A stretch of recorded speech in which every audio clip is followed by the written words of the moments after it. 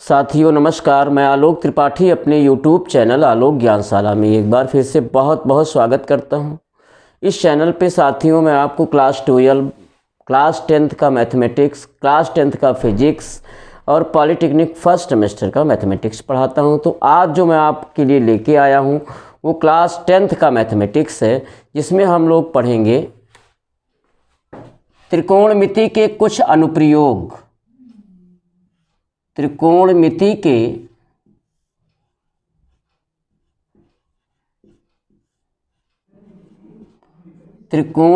के कुछ अनुप्रयोग।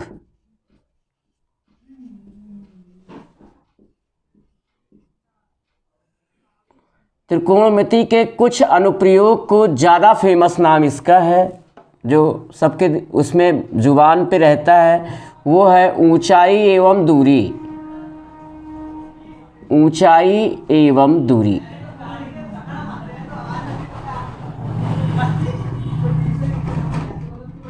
यानी हाइट एंड डिस्टेंस।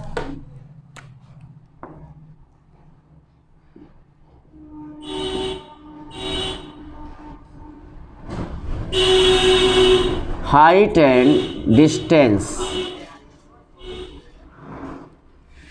तो हाइट एंड डिस्टेंस के क्वेश्चंस को समझने के लिए हमें यहाँ पे सिचुएशन को समझना होगा कि वस्तु कहाँ है, कितनी ऊपर है और वहाँ से कितना एंगल नीचे बन रहा है, या नीचे से वस्तु कोई ऊपर देखी जा रही है तो कितने अंश का एंगल ड्रा हो रहा है।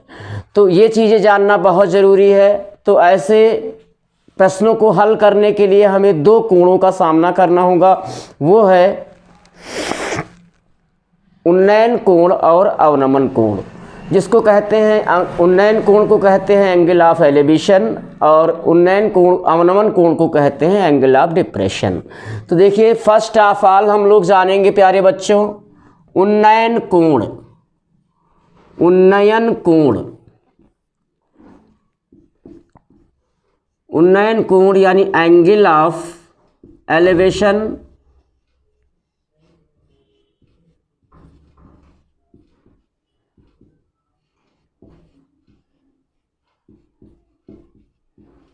Angle of elevation. उन्नयन कोण। उन्नयन कोण में होता क्या है प्यारे बच्चों, ध्यान दीजिएगा। इसमें क्या होता है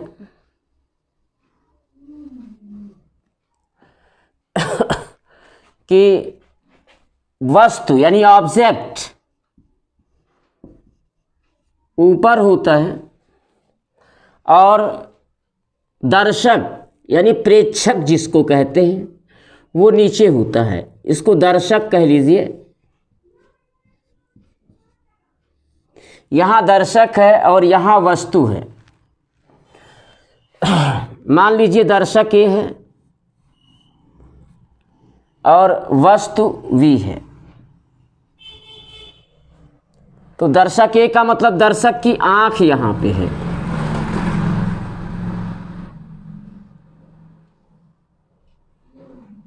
और ऐसे वो ऑब्जेक्ट को देख रहा है, ऑब्जर्व कर रहा है।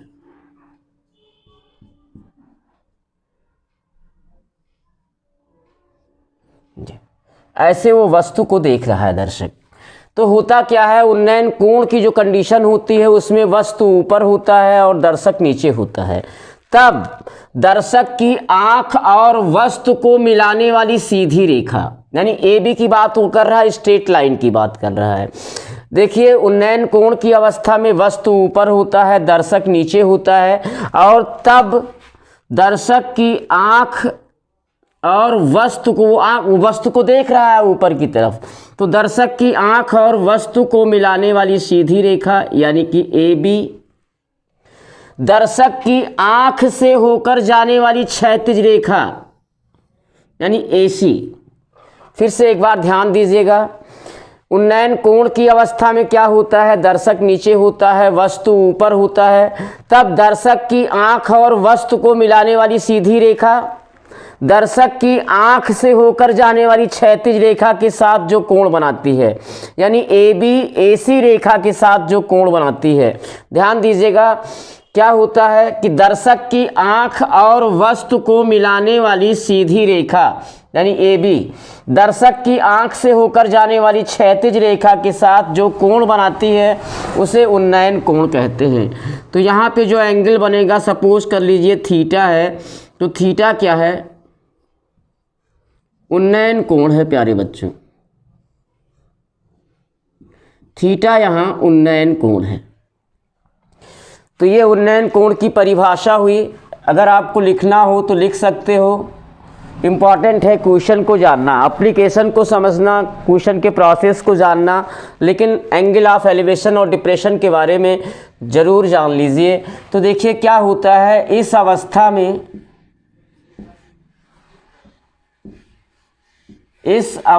में, दर्शक नीचे, दर्शक मीन्स प्रेक्षक, दर्शक नीचे तथा वस्तु ऊपर होती है, तथा वस्तु ऊपर होती है,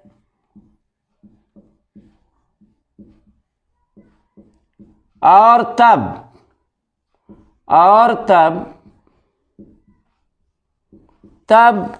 दर्शक की आंख और वस्तु को मिलाने वाली सीधी रेखा, और तब दर्शक की आंख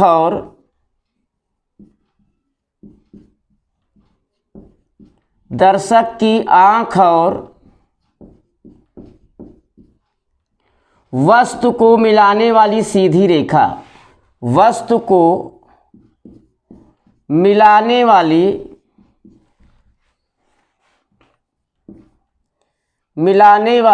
सीधी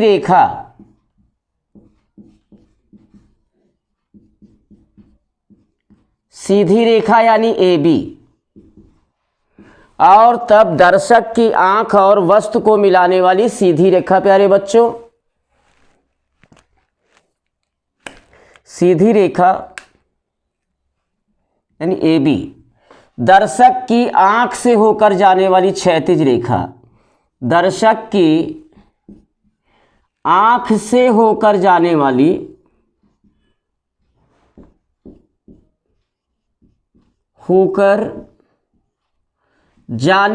सीधी रेखा, दर्शक की आंख से होकर जाने वाली क्षैतिज रेखा, क्षैतिज यानी हॉरिजॉन्टल, क्षैतिज रेखा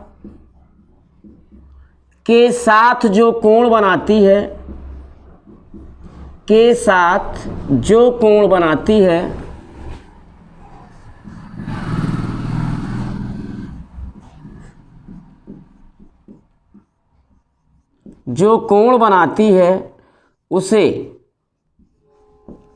उसे उन्नयन कोण कहते हैं, उसे उन्नयन कोण कहते हैं प्यारे बच्चों। तो यहाँ पे कौन सा एंगल उन्नयन कोण है आपका? एंगल बी ए सी, एंगल बी ए सी क्या है आपका? ये उन्नयन कोण है प्यारे बच्चों।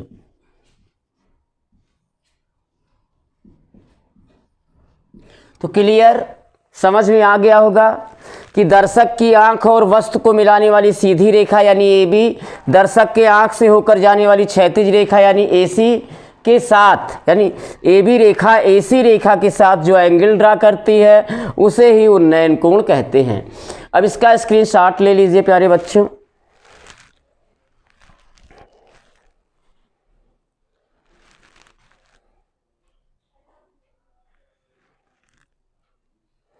हाँ, नेक्स्ट।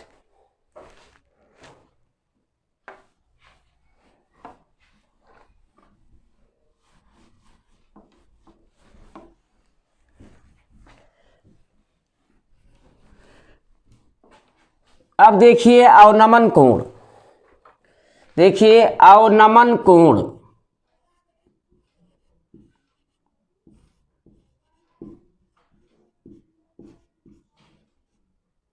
यानी एंगल ऑफ डिप्रेशन,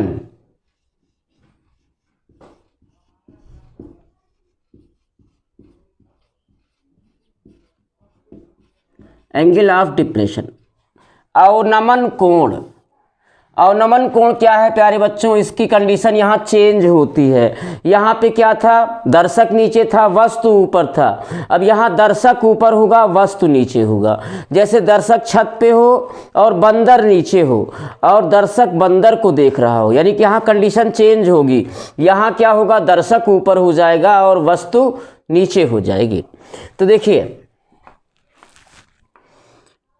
यहाँ दर्शक हो गया और यहाँ वस्तु हो गया।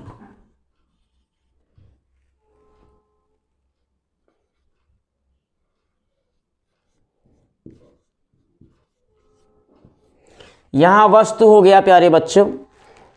तो देखिए यहाँ क्या होगा, यहाँ दर्शक की आंख होगी,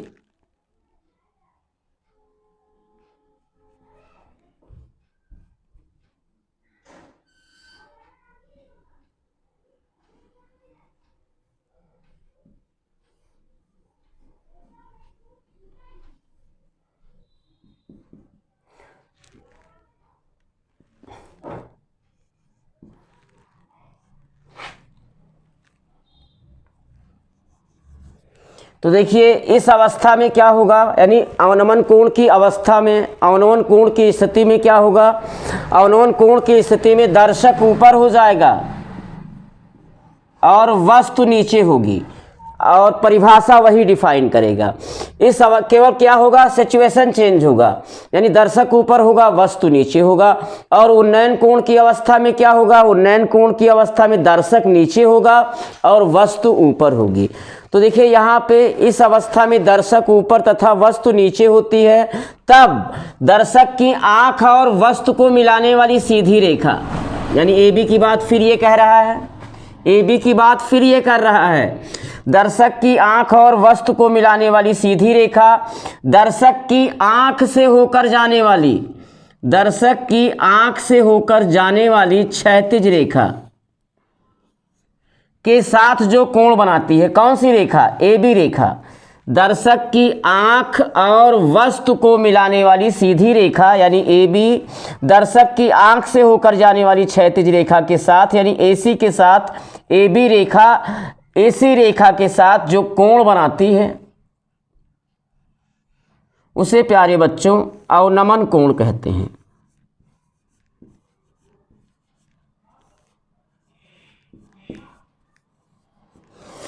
फिर से एक बार ध्यान से देखिए, चलिए लिख देता हूं, फिर उसके बाद इसको मैं और डिफाइन करूंगा। अगर AC के समांतर रेखा यहाँ खींच दी जाए BD, तो जितना एंगल ये होगा सेम उतना एंगल ये होगा, क्योंकि ये अल्टरनेट एंगल है जिसे कहते हैं एकांतर कोण। तो अगर यहाँ थीटा बन रहा है तो यहाँ भी थीटा होगा। कंडीशन क्या है कि जो BD रेखा होगी आपने किसके पैरेलल खींची है, AC के पैरेलल खींचती है। तो ये कोण बराबर होगा, इसको एकांतर कोण कहते हैं प्यारे बच्चों। तो देखिए इसका परिभाषा भी हम लोग लिख लेते हैं। इस अवस्था में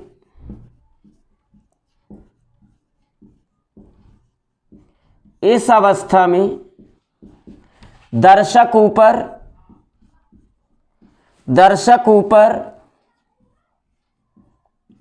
तथा वस्तु नीचे होती है, तथा वस्तु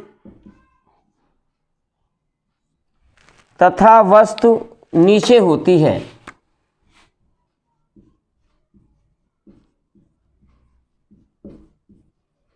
वस्तु नीचे होती है और तब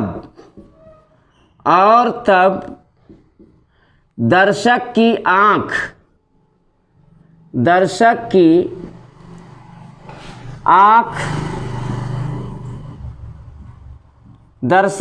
आंख और वस्तु को मिलाने वाली सीधी रेखा, वस्तु को मिलाने वाली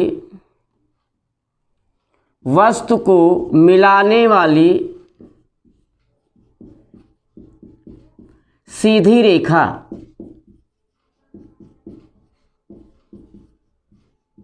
इस अवस्था में प्यारे बच्चों क्या होता है, दर्शक ऊपर होता है, वस्तु नीचे होता है, तब दर्शक की आंख और वस्तु को मिलाने वाली सीधी रेखा यानी AB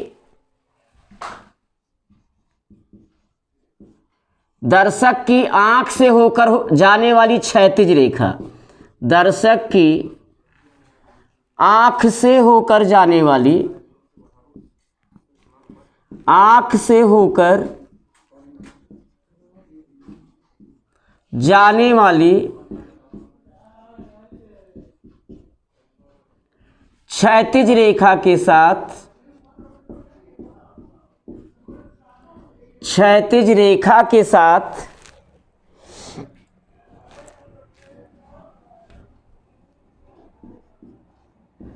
क्षैतिज रेखा, क्षैतिज रेखा का मतलब हुआ प्यारे बच्चों AC, क्षैतिज रेखा के साथ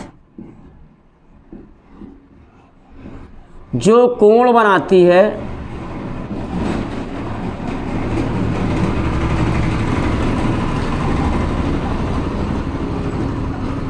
जो कोण बनाती है उसे अवनमन कोण कहते हैं, उसे अवनमन कोण कहते हैं।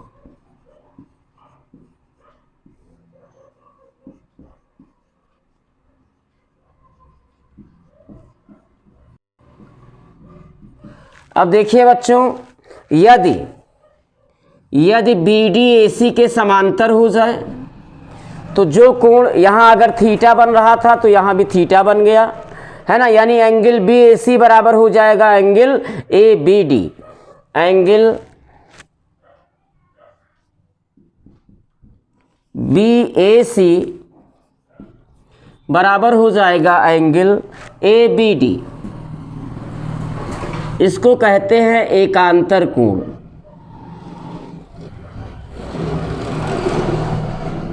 यानी जब दो समांतर रेखाओं को कोई रेखा काटती है तब एकांतर कोण बराबर हो जाते हैं। ये कोण एकांतर कोण कहलाते हैं और ये बराबर होते हैं। अब देखिए प्यारे बच्चों, इतनी नॉलेज तो आपको ज़रूर होनी चाहिए और उससे कहीं ज़्यादा इम्पॉर्टेंट है आपको tan तो आपका 90% सवाल में, यानी tan 0 अंश, 30 अंश, 45 अंश, 60 अंश और 90 अंश के मान को बिल्कुल कंठस्थ होना बहुत ज़रूरी है। 90 अगर छोड़ भी दिया जाए लेकिन तब भी ये मालूम होना चाहिए, और साइन और कास के भी। तो मैं आपको एक आउटलाइन यहाँ देता हूँ, लिख देता हूँ, आप लोग याद कर लीजिएगा। जैसे साइन का, कास का और टैन का हमने पहले ट्रिग्नोमेट्री में आपको बताया है, लेकिन एक बार फिर अपडेट हो जाइए इससे।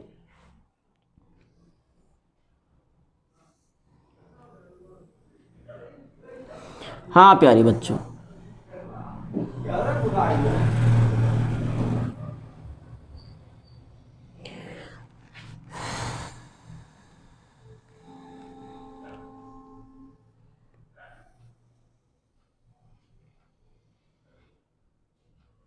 तो देखिए हमें साइन के कौन कौन से एंगल ज्ञात करने हैं, याद करने हैं।